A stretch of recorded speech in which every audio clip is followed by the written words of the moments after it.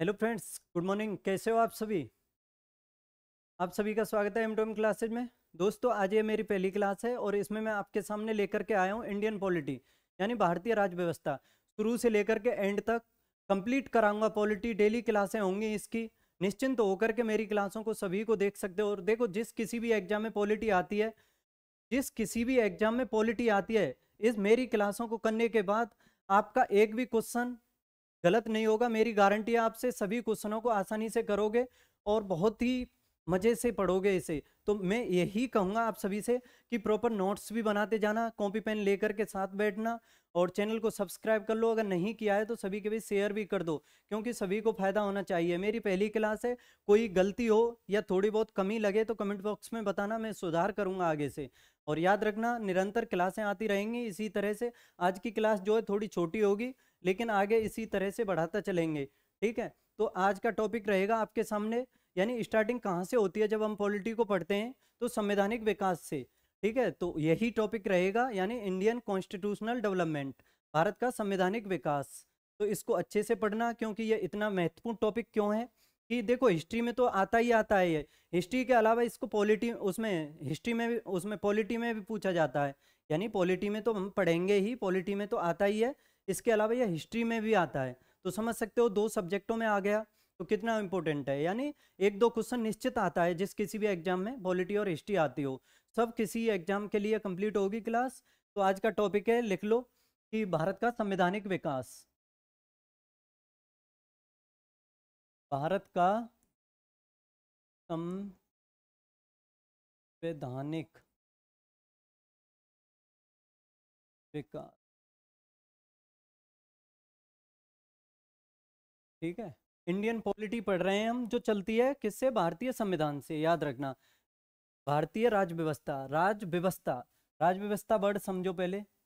राज व्यवस्था यानी इसके नाम से ही जाहिर हो रहा है, जैसा कि आप देख पा रहे होंगे, राज यानी राज, राज करने की व्यवस्था। ये देखो, राजा महाराजाओं का टाइम जो था तभी से ये चलती आ रही है राज व्यवस्था।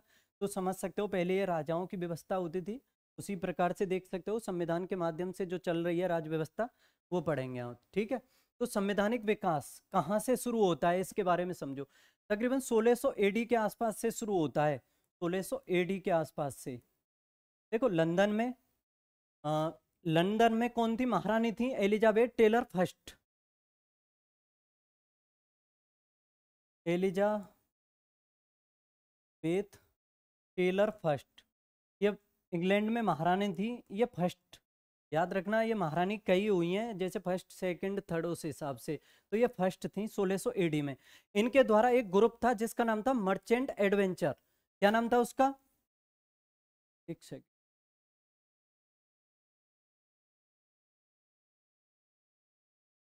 जिस ग्रुप का नाम क्या था? Merchant adventure. ठीक है, ये जो ग्रुप था, इस ग्रुप को महारानी एलिजाबेथ टेलर के द्वारा, जो फर्स्ट थी उसके द्वारा, यानी पूर्वी जो देश हैं स्पेशली भारत, उसमें व्यापार करने का एकाधिकार दिया गया था 15 वर्षों के लिए। कितने वर्षों के लिए? 15 वर्षों के लिए। ठीक है, 15 वर्षों का एकाधिकार दिया गया था।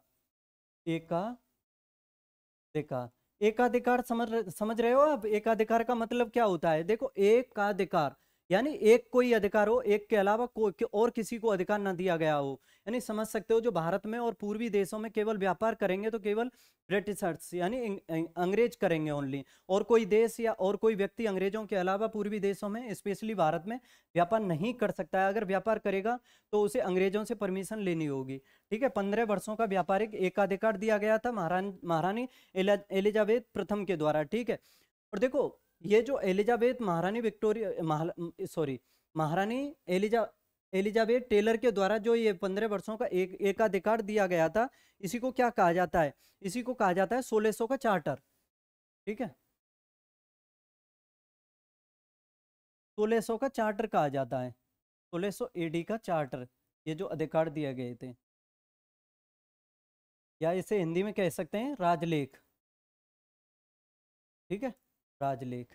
और देखो, इसी टाइम 31 दिसंबर, ये कब दिए गए थे इतना भी याद रख लो, ये दिए गए थे 31 दिसंबर 1600 को, ये राजलेख जो है। ठीक है, अधिकार जो दिए गए थे 31 दिसंबर 1600 को, और इसी टाइम यानी 31 दिसंबर 1600 को ही स्थापना हुई थी ईस्ट इंडिया कंपनी की। सुनी होगी आपने काफी, ईस्ट इंडिया कंपनी, इसकी स्थापना हुई थी 1600 को, 31 दिसंबर 1600 को। देखो इसे ईस्ट इंडिया कंपनी क्यों कहते हैं, पहले ये समझो कि ईस्ट इंडिया कंपनी यानी इंग्लैंड है, इंग्लैंड से होकर के यानी लंदन से होकर के 0 डिग्री जाती है, जिसे 0 डिग्री देशांतर रेखा कहते हैं।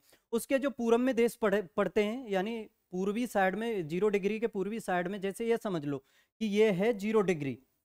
ठीक है, जैसे मैं ये खड़ा हूँ, अगर मेरे ये पूर्वी साइड हो गया तो ये पूर्वी देश कहलाएंगे, यानी ईस्ट इंडिया कंपनी में आएंगे वो। और ये पश्चिमी हो गया तो इसमें वेस्ट इंडिया कंपनी हो जाएगी। जैसे वेस्ट में होते हैं अमेरिका और वेस्ट इंडीज, और पूरब में इंडिया और ये आपका चाइना और आपका जापान वगैरह, ये सभी देशों में। ठीक है, तो ईस्ट इंडिया कंपनी की स्थापना की गई। देखो ईस्ट इंडिया कंपनी की जब स्थापना की गई थी ना, तो इसकी शुरुआती जो पूंजी थी, ये भी पूछी जा सकती है, जब ईस्ट इंडिया की स्थापना की गई तो ईस्ट इंडिया कंपनी की शुरुआती पूंजी कितनी थी।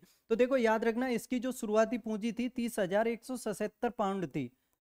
पाउंड देखो काफी शक्तिशाली मुद्रा है, याद रखना, इतनी पूंजी थी इसकी। और इसमें जो सदस्य संख्या थी, ये भी पूछी जा सकती है, ईस्ट इंडिया कंपनी में स्थापना के समय सदस्यों की कितनी संख्या थी। तो इसमें कुल 217 सदस्य थे। कितने, 217 सदस्य थे। देखो ईस्ट इंडिया कंपनी का पूरा नाम भी पूछा जाता है, ये भी याद रखना। इसका एक सेकेंड, ईस्ट इंडिया कंपनी का पूरा नाम काफी पूछा जाता है। पूरा नाम क्या, नाम यानी वास्तविक नाम क्या था, वास्तविक। देखो इसका जो नाम था governor and company of merchant of trading to the governor and company of merchant of London trading to the East Indies, ये था इसका कंप्लीट नाम। ठीक है, और देखो इसमें वरीयता के आधार पर देखोगे आप, तो इसमें यानी वरीयता के आधार पर ऊपर से नीचे की तरफ पद हुआ करते थे। जैसे सबसे ऊपर था इसमें गवर्नर, क्या था, गवर्नर था। उसके नीचे होता था उप गवर्नर, उसके नीचे होती थी परिषद, और इस परिषद में जो है सदस्य संख्या थी 24 सदस्य होते थे इस परिषद में। कितने सदस्य थे इसमें, 24 थे कुल। और देखो यही कहलाती थी परिषद जो है गवर्नर की परिषद। और देखो जो इसमें सदस्य थे ना, वो निदेशक मंडल कहलाते थे। क्या कहलाते थे, निदेशक मंडल, याद रखना। ठीक है, तो देखो मैंने काफी समझाया इसके बारे में, आप अच्छे से समझना कि संवैधानिक विकास जो है भारत का, ये 1600 एडी से शुरू हुआ। महारानी एलिजाबेथ फर्स्ट थी, जिनके द्वारा मर्चेंट एडवेंचर जो ग्रुप था, उसको 15 वर्षों का पूर्वी देशों में एकाधिकार दिया गया व्यापार करने का। और देखो 31 दिसंबर 1600 को दिए गए थे जो ये अधिकार थे, उसी टाइम ईस्ट इंडिया कंपनी की स्थापना हुई थी, लंदन में हुई थी, याद रखना। और देखो इसकी जो शुरुआती पूंजी थी 30,177 पाउंड थी, और इसमें सदस्य संख्या 217 थी। इसका वास्तविक यानी पूरा नाम जो था governor and company of merchant of London trading to the East Indies, ये इसका पूरा नाम था। ठीक है, फिर इसके बाद देखें तो इसमें जो पद थे वरीयता के आधार पर थे, यानी सबसे ऊंचा पद जो था इसमें गवर्नर का था, उसके नीचे होता था उप गवर्नर, उसके नीचे होती थी परिषद में 24 सदस्य होते थे, जिन्हें जो सदस्य होते थे उन्हें कहा जाता था निदेशक मंडल।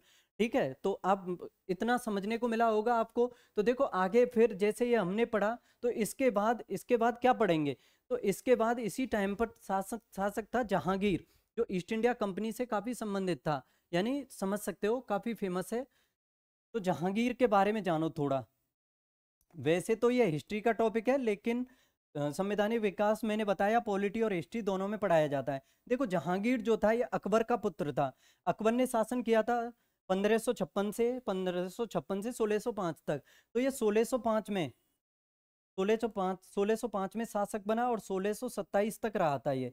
ठीक है, न्याय की जंजीर के लिए काफी फेमस था ये, याद रखना। इसके बारे में सबसे पहला जो पॉइंट है वो स्टार लगा लो। सबसे पहला पॉइंट जहांगीर के बारे में क्या पूछा जाता है एग्जाम में, कि इसके टाइम में आने वाला पहला अंग्रेज कौन था, या फिर यह पूछा जा सकता है कि भारत में आने वाला सबसे पहला अंग्रेज कौन था। तो देखो सबसे पहले जो अंग्रेज आया था 1608 में आया था। ठीक है, और यह जलमार्ग से आया था, याद रखना। और इसका नाम क्या था, विलियम विलियम हॉकिंस था। क्या था?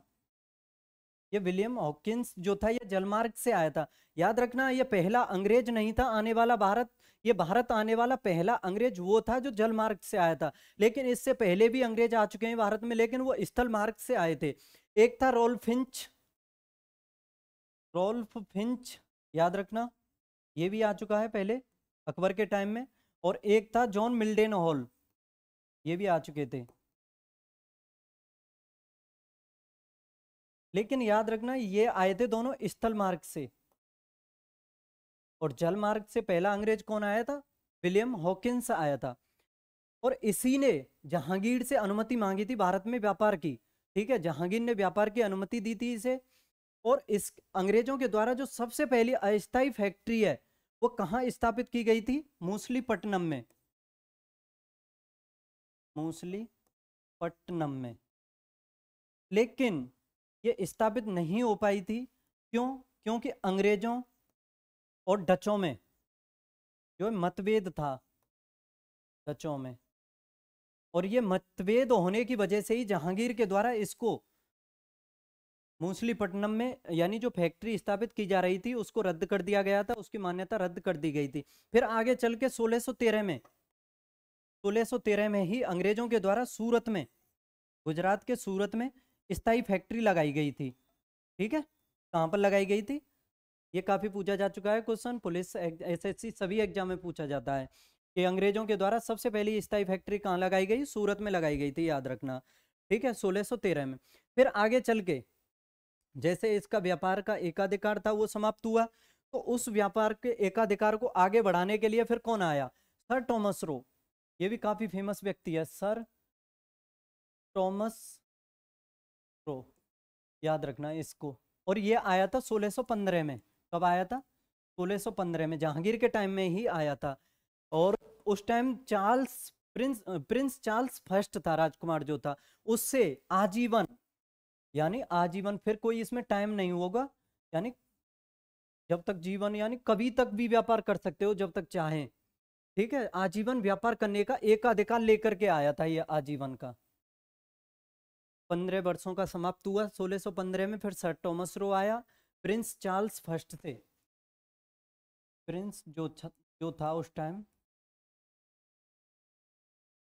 फर्स्ट था, इससे एक अधिकार प्राप्त किया था इसने और आजीवन के लिए। ठीक है, तो फिर आगे अब पढ़ेंगे हम इसमें। देखो ये हो गया। फिर अब इसके बाद देखो प्रेसिडेंसियों के बारे में। अंग्रेजों के द्वारा 3 प्रेसिडेंसियों की स्थापना की गई थी, जैसे मद्रास में, मुंबई में और कलकत्ता में। सबसे पहली जो प्रेसिडेंसी बनाई गई थी अंग्रेजों के द्वारा वो बनाई गई थी, सबसे पहली प्रेसिडेंसी कहाँ बनाई गई थी? मद्रास में। और कब? 1640 में बनाई गई थी, स्थापित की गई थी मद्रास में, याद रखना, 1640 में। दूसरी जो प्रेसिडेंसी थी, लिख देता हूँ, प्रेसिडेंसी, राइटिंग अगर आपको समझ में ना आए तो मैं जो बोल रहा हूँ उसको आप देख सकते हो। ठीक है, पहली प्रेसिडेंसी बनाई गई अंग्रेजों के द्वारा मद्रास में। दूसरी प्रेसिडेंसी स्थापित की गई थी 1668 से लेकर के 77 तक, यानी 1668 से 77 के मध्य बम्बई में। देखो उस टाइम का बम्बई था, वर्तमान में ये मुंबई है। और तीसरी जो प्रेसिडेंसी थी ये कहाँ पर स्थापित की गई? ये कलकत्ता में स्थापित की गई थी। कब? 1697 98 में। ठीक है, याद रख लेना, कहाँ? कलकत्ता में, ये पूछा जा सकता है। 3 प्रेसिडेंसियां काफी फेमस हैं अंग्रेजों की, और ये स्थापित की गई थी मद्रास में 1640 में। दूसरी स्थापित की गई 1668 से 77 के मध्य बम्बई में। और तीसरी स्थापित की गई 97 98 में कलकत्ता में। याद रखना ये प्रेसिडेंसियां जो हैं काफ़ी इंपॉर्टेंट हैं, इनके बारे में पूछा जाता है। अब देखो बात करते हैं मुंबई बंदरगाह की। काफ़ी सुना होगा आपने, मुंबई काफ़ी फेमस बंदरगाह भी है और काफ़ी, यानी फिल्म सिटी भी है इंडिया की, और औद्योगिक राजधानी भी कहा जाता है, तो काफ़ी फेमस शहर है भारत का। तो इसके बारे में समझो, ये बंदरगाह भी है क्योंकि समुद्र के तट पर है। बंदरगाह कहाँ होते हैं? जहाँ समुद्र का किनारा होता है वहीं पर अधिक होते हैं। ठीक है, याद रखना, आंतरिक बंदरगाह भी होते हैं, बाहरी बंदरगाह भी, यानी तटीय बंदरगाह भी होते हैं। लेकिन याद रखना, मुंबई के बारे में बात करो, मुंबई बंदरगाह के बारे में, जैसे कि मुंबई बंदरगाह है। ठीक है, मुंबई बंदरगाह जो था पहले अंग्रेजों के अधीन नहीं था। आपने देखा होगा ईस्ट इंडिया कंपनी के अधिकार में आया क्या? पहले अंग्रेजों के अधीन था? नहीं था। ये पहले मुंबई बंदरगाह जो था, मुंबई बंदरगाह, ये पहले पुर्तगालियों के पास था, क्योंकि पुर्तगाली सबसे पहले आए थे, पता होगा आपको, भारत में सबसे पहले पुर्तगाली आए थे। ठीक है, पुर्तगालियों के पास था, लेकिन अंग्रेजों के पास कैसे आया ये? देखो, पुर्तगाली पुर्तगाली राजकुमारी थी एक, कैथरीन ब्रेगेंजा, क्या नाम था उसका? Catherine Braganza. ठीक है, कैथरीन,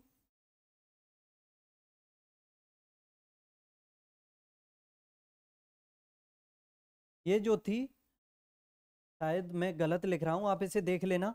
कैथरीन ब्रेगेंजा जो थी वो थी। ठीक है, इसकी शादी हो गई थी अंग्रेजों का चार्ल्स सेकंड था, चार्ल्स द्वितीय से, उससे शादी की थी। ठीक है, चार्ल्स सेकंड ने शादी की, ये अंग्रेज था, यानी अंग्रेज राजकुमार था, चार्ल्स सेकंड, इससे शादी हो गई थी इसकी, कैथरीन ब्रेगेंजा की। तो पुर्तगालियों के द्वारा चार्ल्स सेकंड को जो बम्बई बंदरगाह है ये दहेज में दिया गया था, शादी में दहेज दिया जाता है।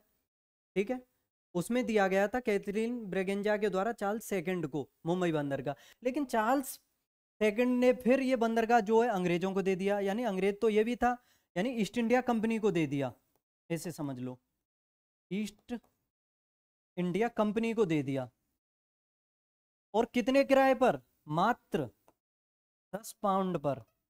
और 10 पाउंड भी डेली या मंथली नहीं, वार्षिक, 1 साल का, पर ईयर, याद रखना। इतने किराए पर दे दिया था इसने, इस वजह से अंग्रेजों के, यानी ईस्ट इंडिया कंपनी के अधिकार में आ गया था ये जो है बम्बई बंदरगाह। ठीक है, तो आगे देखते हैं अब इसी तरह से 1726 का, अब आगे आएगा 1726 का चार्टर, यानी राजलेख, क्या? राजलेख या चार्टर। ठीक है, चार्टर ऑफ 1726। देखो, इसके बारे में समझो, ये किस लिए जाना जाता है, इसके बारे में महत्वपूर्ण पॉइंट एक ही याद रख लो, इतना ही काफी है, कि 1726 के चार्टर के द्वारा कलकत्ता, वर्तमान में तो कोलकाता है, कलकत्ता, मुंबई और मद्रास,